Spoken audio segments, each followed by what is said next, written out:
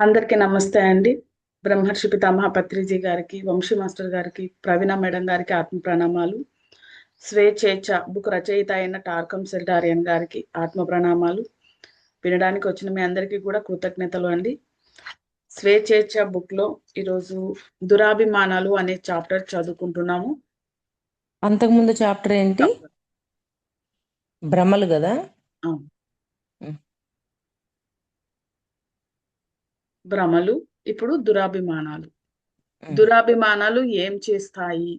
అందులో మొదటి పాయింట్, దురాభిమానాలు మిమ్మల్ని కృత్రిమంగా చేస్తాయి. రెండవ పాయింట్, దురాభిమానాలు మనల్ని ఆటలు ఆడేటట్లు చేస్తాయి. రెండవ పాయింట్ పూర్తిగా చదువుకున్నాము. ఈరోజు మూడవ పాయింట్, దురాభిమానం మీ వాస్తవ ఆత్మపై తన ఊహా చిత్రాన్ని కనిపించేటట్లు చేసి మీ వాస్తవ గుర్తింపును మాయం చేస్తుంది. దురాభిమానం మీ వాస్తవ ఆత్మపై తన ఊహా చిత్రాన్ని కనిపించేటట్లు చేసి మీ వాస్తవ గుర్తింపును మాయం చేస్తుంది. ఊహా చిత్రంతో ఉంటాం గాని వాస్తవ పువ్వునికి మాత్రం వెళ్ళిపోద్ది, కనిపించదు ఇంకా. దీని గురించి వివరించారు అక్క కింద. ఒకసారి మీరు మీ వాస్తవ గుర్తింపు కోల్పోతే సరికాని వ్యక్తిలా ప్రవర్తిస్తారు. ఒక సరికాని వ్యక్తి జీవితంలోని సవాళ్లను, వాస్తవాలను ఎదుర్కోలేక తన దురాభిమానం చాటున దాక్కుంటాడు. అంటే సరికాని వాటికి ఎందుకు ఎదుర్కోలేకపోతాడు? సరికానివి వాటిల్లో వాళ్ళకి ఎక్స్పీరియన్స్ లేదు. ఎక్స్పీరియన్స్ లేనప్పుడు ఆ సరికాని వాటిని చేయడం కూడా కష్టం అవుతుంది వాళ్ళకి. అందువల్ల ఆ సరికానివి అంటే ఎక్స్పీరియన్స్ లేదంటే ఇది సరికానిది అని గుర్తించడం అనేది తెలియదు కాబట్టి, ఆ తెలియకపోవటం వల్ల అంటే ఇది సరికానిది అని ఎక్స్పీరియన్స్ అయ్యి ఉంటే దాన్ని చేయకుండా ఉంటారు. కానీ అక్కడ వాళ్ళకి అది సరికానిది అని అర్థం కాదు, కానీ ఆ పని చేస్తూ ఉంటారు. ఆ పని చేయటం వల్ల ఇబ్బందులు ఎదురవుతూనే ఉంటాయి. తన దురాభిమానపు శక్తి వలన జీవిత సమస్యలను పరిష్కరించలేడు. ఇంకంతే కదా. ఎందుకని ఊహా చిత్రంతో ఉన్నాడు. ఊహా చిత్రంతో ఉన్నప్పుడు అసలు ఏవి సరి చెయ్యాలని వచ్చామో అవి సరి చేయడం మానేస్తాం. ఒకవేళ ప్రయత్నించినా మరిన్ని ఇబ్బందులు సృష్టించుకుంటాడు. మరిన్ని ఇబ్బందులు ఎక్కువ ఎదురవుతాయి. ఆ లైన్ మళ్ళీ ఒక్కసారి చదువు. ఒక సరికాని వ్యక్తి జీవితంలోని సవాళ్లను, వాస్తవాలను ఎదుర్కోలేక తన దురాభిమానం చాటున దాక్కుంటాడు. తన దురాభిమానపు శక్తి వలన జీవిత సమస్యలను పరిష్కరించలేడు. ఒకవేళ ఊహా చిత్రంతో ఉండిపోయాడు కాబట్టి అసలు వాస్తవం అడుక్కెళ్ళిపోయింది కాబట్టి దాన్ని గుర్తించలేడు, దాన్ని సరి చేయలేడు, ఇంక ముందుకెళ్ళలేకపోతాడు. అనేక తగాదాలు లేక పోరాటాలు నిజంగా ఇద్దరు వ్యక్తుల మధ్యవి కావు. అనేక తగాదాలు లేక పోరాటాలు నిజంగా ఇద్దరు వ్యక్తుల మధ్యవి కావు, వారి దురాభిమానాల మధ్యవి. అంటే దురాభిమానాలంటే ఇవన్నీ ఎందుకు జరుగుతున్నాయి అనేక వ్యక్తుల మధ్య? ఇవన్నీ దురాభిమానాలంటే వాళ్ళు ఊహించిన ఊహా చిత్రాలతో, అంతే కదా. ఇప్పుడు ఒక మాట మాట్లాడినప్పుడు నా ఊహాగానం ఎక్కడికో వెళ్ళిపోయింది. నా ఊహాగానం ఎక్కడికో వెళ్ళేసరికి ఈ ఎదుట వాళ్ళ మాట్లాడిన మాట సరికానిది నాకు అర్థమైంది. అప్పుడు నేను గొడవకి వెళ్ళనా? మరి ఈ ఊహా చిత్రాలు ఏం చేసాయి? మనల్ని ఎంత దూరమైనా తీసుకెళ్తాయి. పాయింట్ అర్థమైందా? అర్థమైంది అక్క. వారు వాటి నుంచి బయటపడి పరస్పరం ఎదుర్కోలేకపోవడం వల్ల అవి సంభవిస్తాయి. అంతే. ఆ విధంగా దురాభిమానాలు భిన్న భిన్న వ్యక్తిత్వాలను సృష్టిస్తాయి. వాళ్ళ మధ్యన వ్యక్తిత్వాలన్నీ మార్చేస్తాయి కదా. ఇప్పుడు నువ్వు మంచిదానివి, కానీ నువ్వు అన్న మాటకి నేను ఎక్కువ ఊహ సృష్టించేసరికి నాకు నువ్వు మంచిదానిలా కనిపించట్లా. అప్పుడు నీకు నాకు మధ్య గ్యాప్ వచ్చేసిందా రాలేదా? భిన్నమైన అభిప్రాయాలు వస్తాయి. అందుకే దురాభిమానం ఒక మనోవ్యాధి. అది మిమ్మల్ని కేంద్రీకరణ దృష్టి లోపాన్ని తిప్పిస్తుంది లేదా మిమ్మల్ని ఉమ్, శూన్యం చేస్తుంది. ఉమ్. ఈ దృష్టి లేకపోవడం మరియు శూన్యత అంతరంలో అరాచకాన్ని సృష్టిస్తాయి. అంతేగా. ఈ దృష్టి లేదు. నేను ఏ విధంగా ఎదుట వ్యక్తిని ఊహించాను, ఏ విధంగా ఊహాగానం చేశాను అనే దృష్టి నాకు లేదు. లేనప్పుడు ఆ ఊహతోటే ఇంకెళ్ళిపోతూ ఉంటాను కదా. దృష్టి ఉంది అనుకో, ఓహో నా ఊహ వల్ల ఇక్కడ ఈ మిస్టేక్ జరిగింది, నాకు ఎరుకుంది, నేను ఊహించిన ఊహ పట్ల నాకు అర్థమైంది, ఏయ్ ఇక్కడికి ఊహ చాలు అని కట్ చేయొచ్చు. దృష్టి లేదనుకోండి, అది ప్రొలాంగ్ అయి ఎక్కడికో వెళ్ళిపోతుంది. మీ శరీరంలోని వివిధ వ్యవస్థలను నాడీ మండల ద్వారా అదుపు చేసే ప్రాణమయ కేంద్రాల మధ్య సమన్వయం పోతుంది. ఉమ్. సమన్వయం తప్పకుండా ఇప్పుడు కేంద్ర నాడీ మండలం మధ్యలో ఉంటది ఆ సమన్వయం. ఉండదు. సరికాని ఊహలు కదా చేస్తుంది. అందువల్ల నాడీ మండలం దెబ్బతింటదా తిందా. తింటుంది. వాటి సమ వాటి సమకాలీకరణ బలహీనపడి శరీర సమగ్రత కోల్పోయి కొన్ని వ్యాధులకు దారితీస్తుంది. అంతే. 4వ పాయింట్, మీ వాస్తవ గుర్తింపుకు దాని కేంద్రాన్ని వదిలిపోయేటప్పుడు మీరు హేతుబద్ధత కోల్పోతారు. మీ వాస్తవ గుర్తింపు దాని కేంద్రాన్ని వదిలిపోయినప్పుడు ఉమ్, మీరు హేతుబద్ధత కోల్పోతారు. ఉమ్.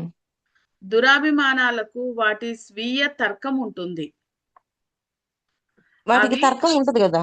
ఉమ్, ఉమ్, అవి మనుగడకు తోడ్పడేవి కావు. ఉమ్. అందుకే దురాభిమానాలను తర్కంతో ఎదుర్కోలేము.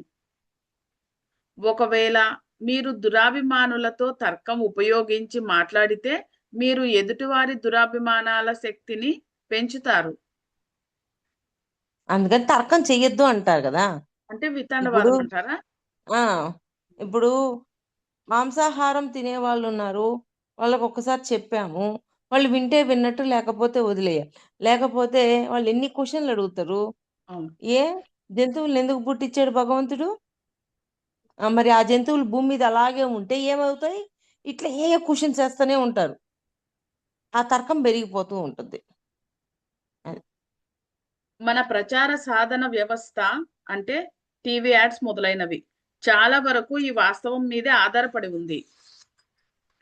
దురాభిమానాల భాషను అర్థం చేసుకున్న అత్యున్నత ప్రచారకర్తలు ఆ భాషని ప్రజలకు తికమక పెట్టడానికి వాడతారు. అది ప్రజల్ని ఒక కన్ఫ్యూజన్ స్టేట్ లోకి తీసుకెళ్తారు వాళ్ళు. ఒకసారి మీరు వారి భాష మాట్లాడితే దురాభిమానాలు మీ నిర్దేశకతను తిరస్కరించవు. ఉమ్. దురాభిమానం తను దొంగిలించిన వస్తువులను చాలా చౌకగా అమ్మడం వంటిది. దొంగలించిన వస్తువులు రైట్ రాయల్ గా అమ్ముకోగలమా? అమ్ముకోలేము. తక్కువ రేటుకి ఇచ్చి అమ్ముకుంటాము. అలాంటి పరిస్థితి అది. దురాభిమానం ఉన్నవాడు మాట్లాడే మాటలు వాడికి ఒక క్లారిటీ ఉండదు. ఊహాగానం ఎక్కువైపోతుంది. అక్కడ పరిస్థితి తర్కం పెరిగిద్ది ఎదుటోడికి. మొత్తం పరిస్థితి అంతా అల్లకల్లోలం, డిస్టర్బెన్స్ అంతా వచ్చేస్తుంది.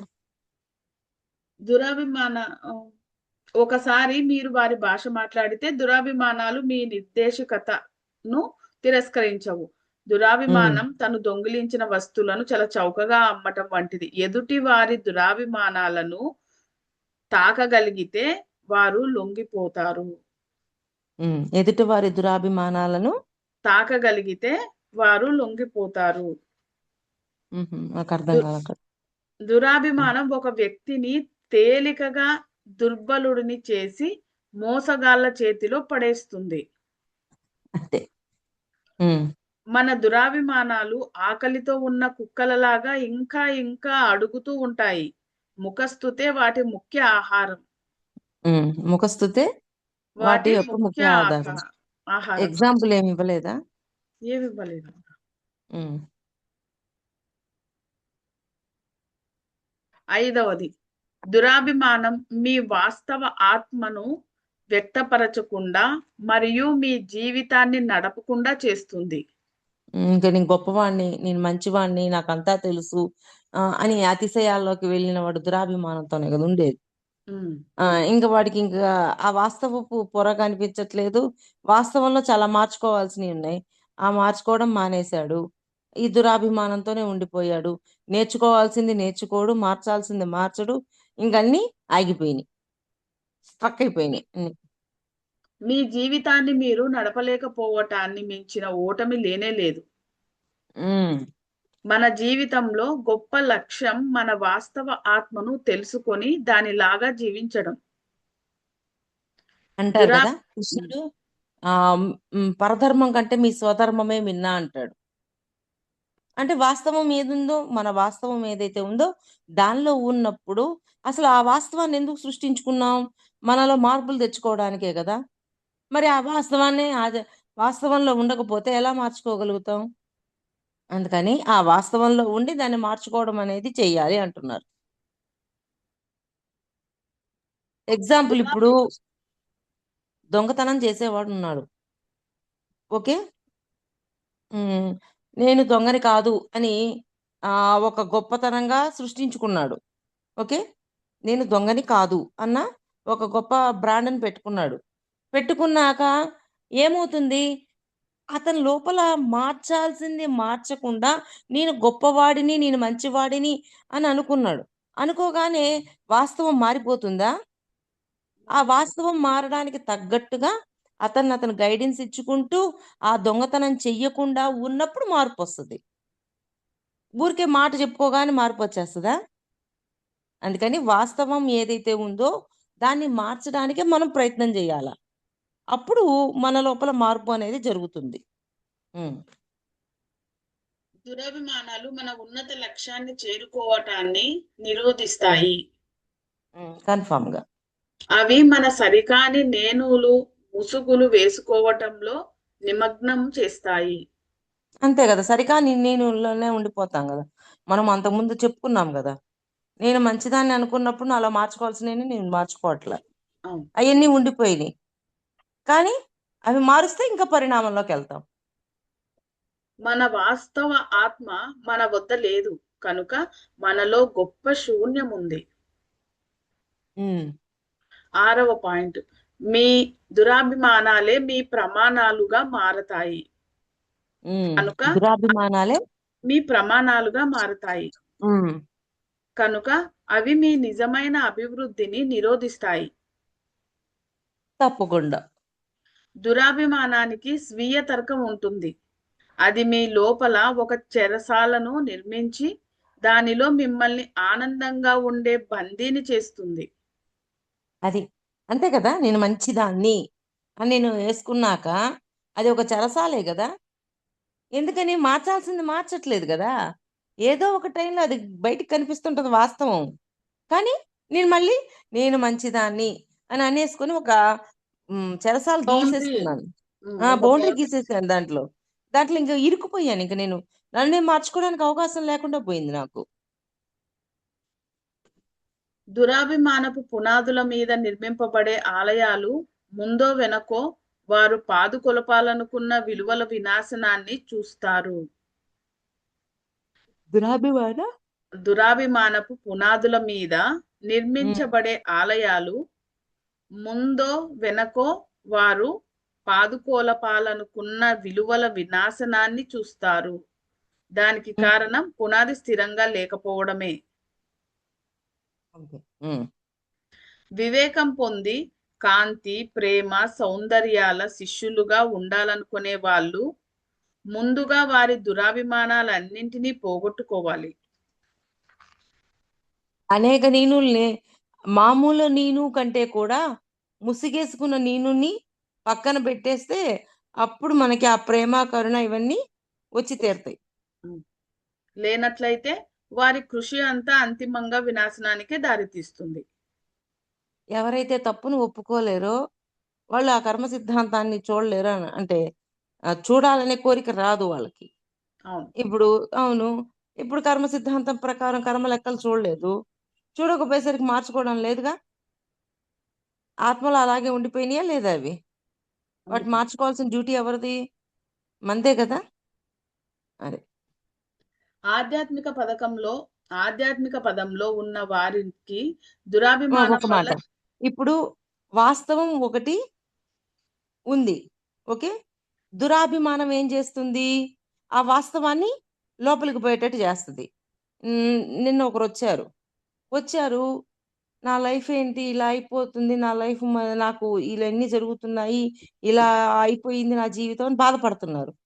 ముందు రోజు చెప్పారు. మంత్రాలు, తంత్రాల కర్మలు జెప్పారు. ఇంకా ఎన్నెన్నో కర్మ లెక్కలు జెప్పారు. అన్ని కర్మ లెక్కలు చూసాక, నా జీవితం ఏంటి ఇలా అయిపోతుంది, నాకేంది ఇలా జరుగుతుంది అని అనడం ఎంతవరకు చెప్పండి సమంజసం? ఇన్ని చూసినప్పుడు, ఓహో! ఇంత పెద్ద కర్మలు చేసిన నా జీవితంలో ఈ మాత్రం ఉంది అంటే చాలా అదృష్టం. అంటే నేను చాలా పర్సెంటేజు దాటేసాను. ఇంకా కొంత పర్సెంటేజ్ ఉంది కాబట్టి దాన్ని క్లీన్ చేసుకుంటున్నాను అన్న భావనలోకి ఎళ్ళకపోతే, ఇప్పుడు దీన్ని మార్చడం ఎప్పుడైతే నా జీవితం ఏంటి ఇలా ఉంది అని అనుకున్నామో, ఇప్పటిదాకా చూసిన కర్మ లెక్కలన్నీ ఎటో వెళ్ళిపోయినియి. వాటిని మార్చాలనే కోరిక. ఇప్పుడు నా జీవితం ఏంది ఇలా ఉంది ఆన్ ద స్పాట్ నాకిలా ఉంది అంటే నేనిచ్చింది గుర్తు తెచ్చుకొని నేను క్షమాపణ జెప్పాల. ఆన్ ద ఆ ఫ్రాక్షన్ ఆఫ్ సెకండ్స్‌లో చెప్పాలది. ఆ రియలైజేషన్ మనలో రావాల. అది రాకుండా ఉంటే ఎట్ట కుదురుతుంది? మరి చూడండి. మీరే అర్థం జేసుకోండి. తర్వాత నేను అదే ఇప్పుడే అప్పుడే జస్ట్ అప్పుడే జెప్పింది కొన్ని కర్మలు, లెక్కలు. మళ్ళీ ఎమ్మటే ఆ మాట అనేసారు. అంటే వాటిని చూసిన వాటిని ఎక్కడ రియలైజ్ అవుతున్నాం? చూసిన వాటిని ఎక్కడ గుర్తుపెట్టుకుంటున్నాం? ఓహో! దాని వల్లే కదా నాకు ఈ ఎఫెక్ట్ వచ్చింది అని ఒక న్యూట్రల్ ఒక బ్యాలెన్స్ ఒస్తది. కానీ చూసిన దాన్ని మర్చిపోయి, ఇప్పుడు నా జీవితం ఏంటి అని అనుకున్నప్పుడు కొత్త కర్మల్లో ఇరుక్కుంటాం. పక్కనోడిని అనడం, వాళ్ళని అనడం, వీళ్ళని అనడం మొదలెడతాం మళ్ళీ మనం. మీరే కాదు నేనైనా సరే. అలాగ వెళ్తే నేనైనా పక్కనోళ్ళని మళ్ళీ కొత్త కర్మలో ఇరుక్కుంటాం. అవసరమా? ఆల్రెడీ పాత కర్మ యొక్క బ్యాలెన్స్ తెచ్చుకుంటేనే ఈ పరిస్థితొచ్చింది. ఈ పరిస్థితికి తగ్గట్టు క్షమాపణ చెప్తూ అనుభవించి క్లీన్ చేసుకోవాలి. మరలా నా జీవితంలో ఇలా వచ్చిందేంటి? దీనికి పక్కనోడు కారణం అన్నప్పుడు కొత్త కర్మలో మరి అసలు వాస్తవం ఏంటి?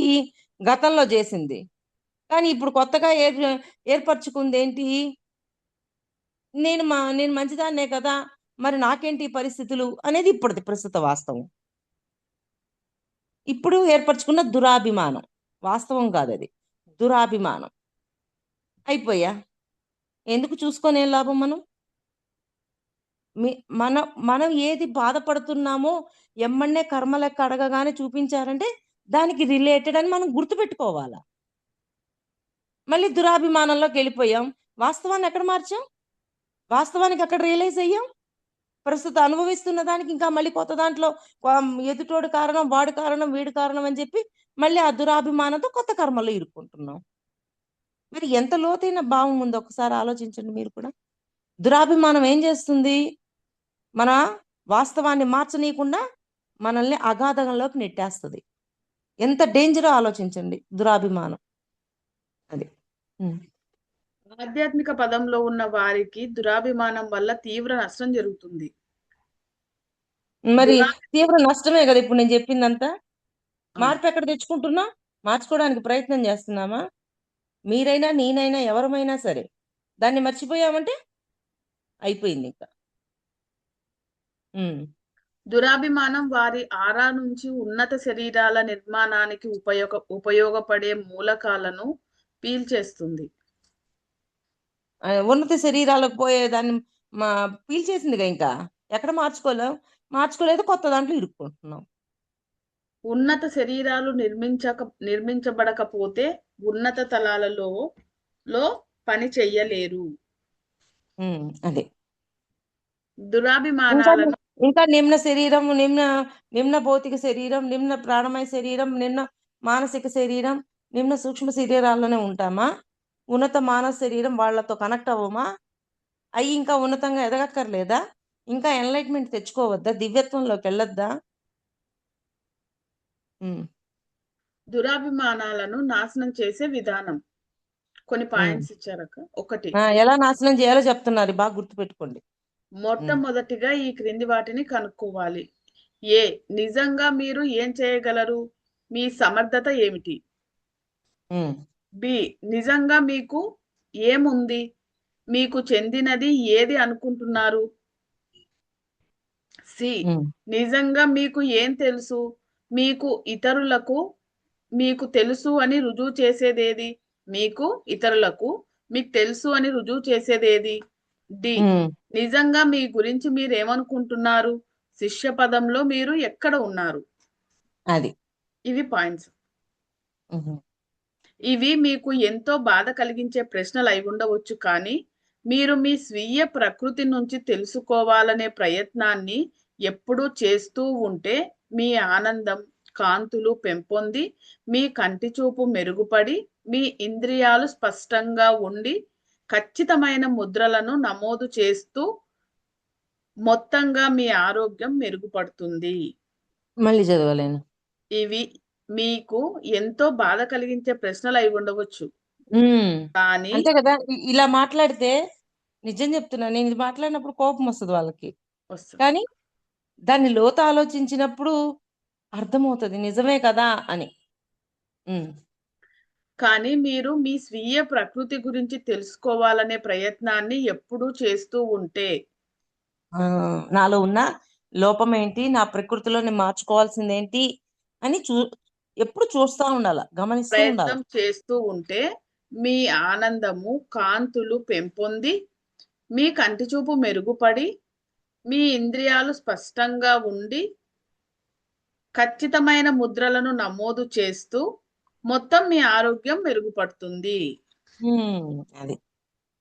దీనికి కారణం, మీరు మీ దురాభిమానాలను నాశనం చేసే కొద్దీ మీ కేంద్రాలన్నీ సన్నిహితమై మీ సామ్రాజ్యంలో సరియైన స్థాప స్థానాన్ని పొందటమే కాక, మీ పరిధి నుంచి సరికాని ఊహా చిత్రాలు తొలగినప్పుడు మీలో ప్రాణశక్తి స్వేచ్ఛగా ప్రవహిస్తుంది.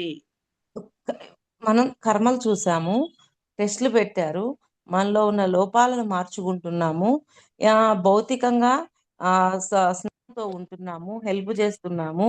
ఇవన్నీ చేస్తూ ఉండే కొద్దీ నిజంగా మనలో ఎంత మార్పు వస్తుందో తెలుసా. పై తలాలలో కూడా మనకంటూ ఒక స్థానం కూడా వస్తుంది, కానీ అది మిస్ అయిపోతున్నాం. ఆ మిస్ అవ్వకుండా చూసుకోగలగాలి. అది. రెండవది, మీ దురాభిమానాలను తొలగింపజేయడానికి తీసుకొనే రెండవ చర్య, ఒక బోధకుణ్ణి కనుగొని ఆయనను మీ దురాభిమానాలపై పనిచేసి వాటిని నాశనం చేసి మీకు గాఢ క్రమశిక్షణను నేర్పమని కోరండి. ఒకసారి చెప్పు. ఒక బోధకుణ్ణి కనుక్కొని ఉమ్. ఆయనను ఉమ్.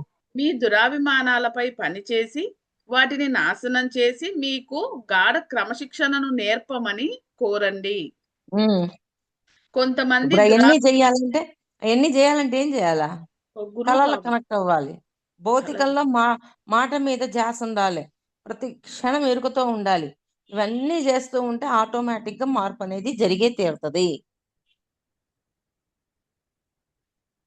కొంతమంది దురాభిమానాలకు బాధను కలిగించే లక్షణాలే ఉంటాయని భావిస్తారు, కానీ అది నిజం కాదు. కొన్ని దురాభిమానాలు మర్యాదపూర్వకంగా, కొంతవరకు ఉదాత్తంగా, చక్కని ప్రవర్తనతో, నిజాయితీ నిర్మలత్వం మొదలైనవిగా ఉంటాయి. అయితే ఈ యాంత్రిక లక్షణాలు దురాభిమానాల వల్ల ఏర్పడినవే.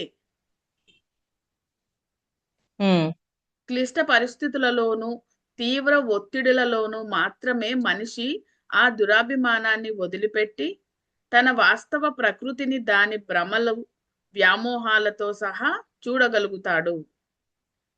అవి వదిలిపెట్టినప్పుడు వీటిని చూడగలరు. ఉమ్, కానీ ఇంకొకసారి చదివేది నాకు ఉమ్. కొంచెం క్లారిటీ రాదు. ఫస్ట్ నుంచి చదవమంటారా?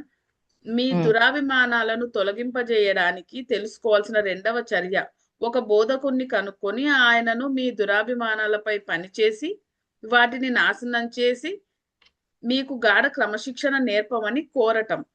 అంటే కొంతమంది ఇప్పుడు మాస్టర్స్ కనెక్ట్ అయ్యాము, మాస్టర్స్ కనెక్ట్ అయ్యి ఇలాంటి దురాభిమానాలు ఉంటే వాటన్నింటినీ నేను దాటాలని మనం కోరుకున్నాం. దానికి తగ్గట్టు మాస్టర్స్ మనకి శిక్షణ ఇస్తా ఉంటారు. మనము ఆ దురాభిమానాలను దాటడానికి ఒక అవకాశం అది. ఉమ్. కొంతమంది దురాభిమానాలకు బాధను కలిగించే లక్షణాలే ఉంటాయని భావిస్తారు. ఉమ్. కానీ అది నిజం కాదు. ఉమ్. కొన్ని దురాభిమానాలు మర్యాదపూర్వకంగా, కొంతవరకు ఉదాత్తంగా, చక్కని ప్రవర్తనతో, నిజాయితీ, నిర్మలత్వం మొదలైనవిగా కూడా ఉంటాయి. కొన్ని దురాభిమానాలు ఈ విధంగా కూడా ఉంటాయి అంటున్నారు. ఉంటాయి. ఉమ్. ఉమ్. అయితే ఈ యాంత్రిక లక్షణాలు దురాభిమానాల వల్ల ఏర్పడినవే. ఉమ్. క్లిష్ట పరిస్థితులలోనూ, తీవ్ర ఒత్తిడులలోనూ మాత్రమే మనిషి ఆ దురాభిమానాన్ని వదిలిపెట్టి తన వాస్తవ ప్రకృతిని, దాని భ్రమలు, వ్యామోహాలతో సహా చూడగలుగుతాడు. అంటే ఈ దురాభిమానాలు కొన్ని బాగానే ఉంటాయి చూడ్డానికి, కానీ మార్చుకోవాలి అంటే దీంట్లోనే ఉంటే కుదరదు. దీన్ని దాటి వాస్తవంలోకే వెళ్ళాలి. వెళ్ళ- ఉమ్. నిజమైన బోధకుడు అంటే మీ మర్యాద పూర్వకంగా ఉంటాయి, గౌరవపూర్వకంగా ఉంటాయి, అన్ని బాగానే ఉన్నాయి. మళ్ళీ దాంట్లోనే కూర్చుంటే మళ్ళీ కుదరదు.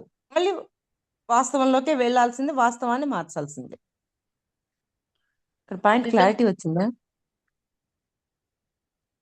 ఇప్పుడు మర్యాదగా, ఇప్పుడు దురాభిమానం ఉంది, నేను మర్యాదగా చూస్తున్నాను, గౌరవిస్తున్నాను, అన్నీ చేస్తూ ఉన్నాను. ఓకే, ఇది చేస్తూ ఉన్నాను, ఇది బాగానే ఉంది. బాగానే ఉన్నప్పటికీ మూలం మార్చాలి. ఇంతాక ఆ పాయింట్ అన్నా చూడు, మూలం మార్చాలి అని. అవును. ఆ మూలం మార్చాలి అన్నప్పుడు మళ్ళీ వాస్తవంలోకి వాస్తవానికి వెళ్ళాల్సిందే. రావాలి. ఈ వీటితో రావాలి. ఉంటే కుదరదు. మాది ఒక్క నిమిషం పాజ్ పెట్టరా.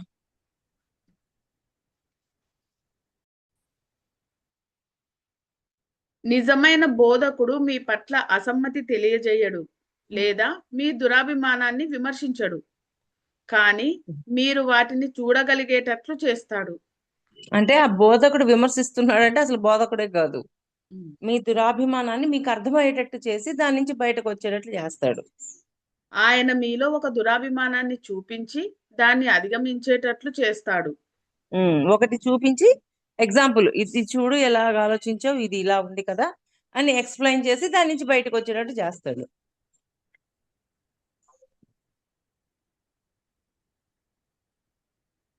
మూడు కారణాల వల్ల ఆయన మరొక దురాభిమానాన్ని వెల్లడి చేయడు. కారణాల వల్ల ఆయన మరొక దురాభిమానాన్ని వెల్లడి చేయడు అని అంటున్నారు. ఆ మూడు కారణాలు ఏంటంటే, మీరు నిజంగా ఒక దురాభిమానంపై పనిచేస్తున్నప్పుడు దానితో ముడిపడి ఉన్న మరికొన్ని దురాభిమానాలను మీరే స్వయంగా చూడగలుగుతారు. ఇది ఆయన ఎత్తి చూపటం కంటే తక్కువ బాధాకరంగా ఉంటుంది. అంటే ఒకటి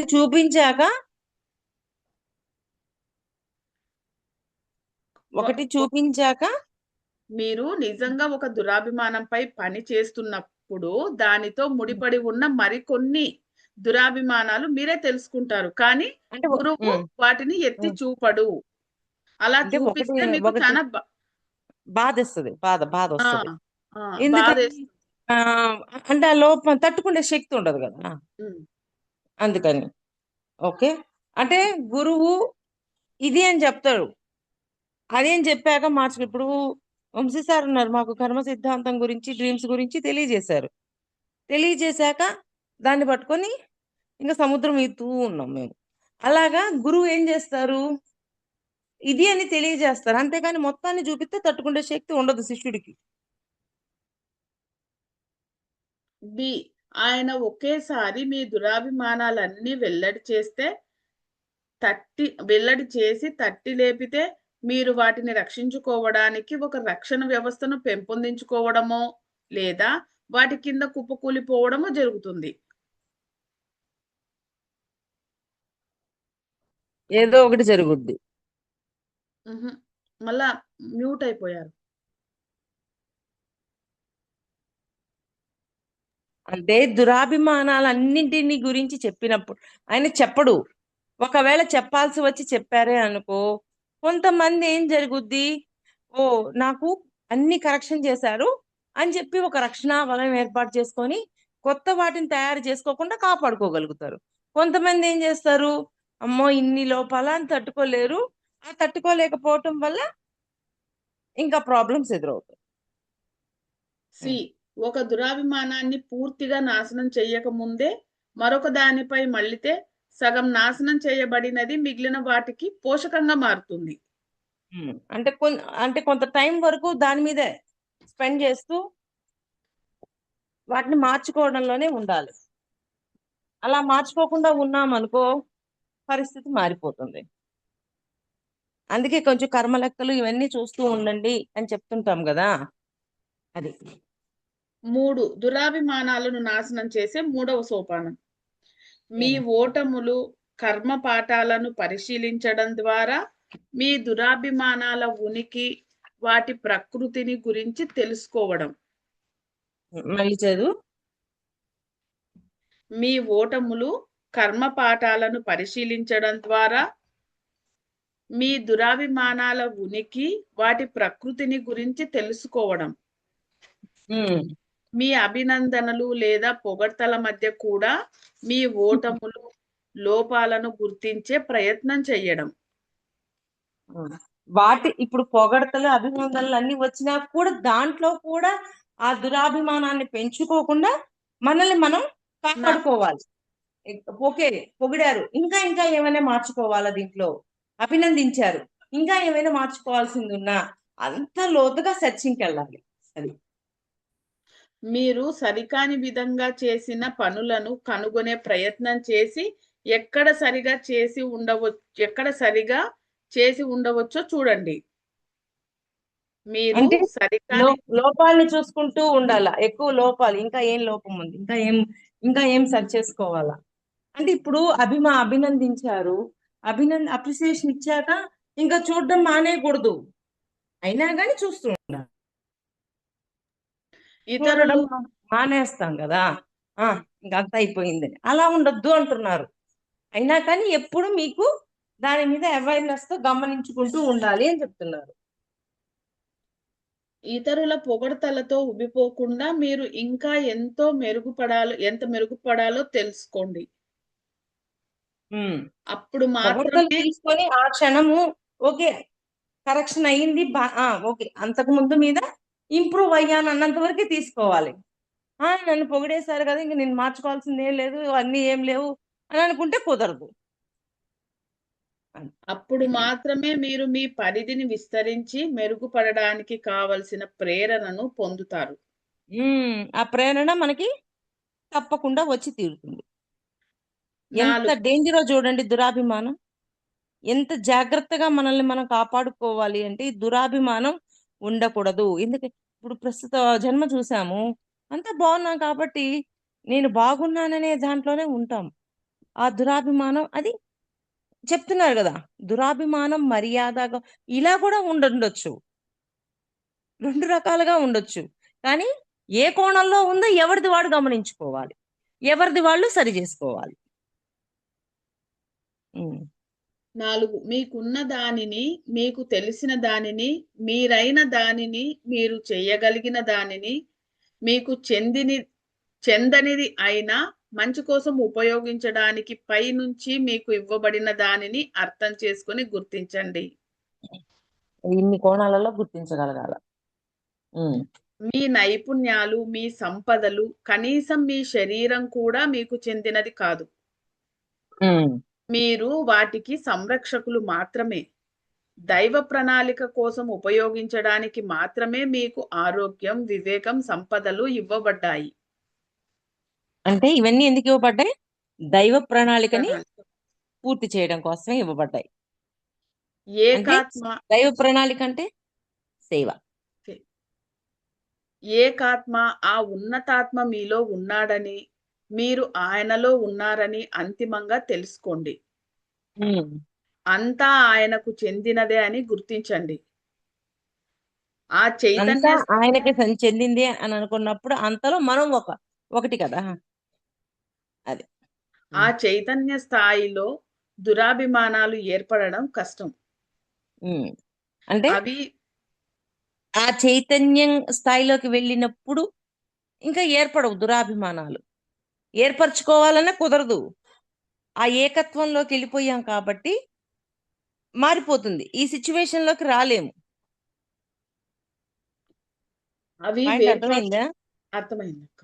ఉమ్, అవి వేర్పాటు చైతన్యంలోనే వేళ్ళూనుకుంటాయి. ఉమ్, ఎవరైనా మిమ్మల్ని దేనికైనా పొగిడితే వినయంతో అది ఆయనకు చెందుతుంది అని చెప్పుకోండి. ఉమ్. దురాభిమానాలు పూలతోటపై ఏంటి పాయింట్ చదువు మళ్ళీ. ఎవరైనా మిమ్మల్ని దేనికైనా పొగిడితే ఉమ్, వినయంతో అది ఆయనకు చెందుతుంది అని చెప్పండి. ఉమ్. దురాభిమానాలు పూలతోటపై పరిచిన బరువైన దుప్పటి వంటివి. మరి ఆ బరువైన దుప్పటి పరిచినప్పుడు పూల తోటలో పూలని ఆ పాడైపోవా? చెట్లు పాడైపోవా? అది మీ ప్రకృతిలోని పుష్పాలు దురాభిమానాలు అనే ఆ దుప్పటి కింద ఉన్నంత కాలం పెరగవు, పుష్పించవు. అంతే. మాధవి ఓకే, అంతవరకు చాలే మాధవి. ఈరోజు ఈ చాప్టర్ ఇంతటితో కంప్లీట్ అయింది. Chapter thank you. అయిపోయిందా? ఆహా, ఈ చాప్టరు అంటే దురాభిమానాలు అనే 4వ చాప్టర్ కంప్లీట్ అయింది. రేపు 5వ చాప్టరు శిష్యుడు మరియు ఆత్మవంచన, దాని గురించి తెలుసుకుందాం. థ్యాంక్ యూ అండి. నమస్తే.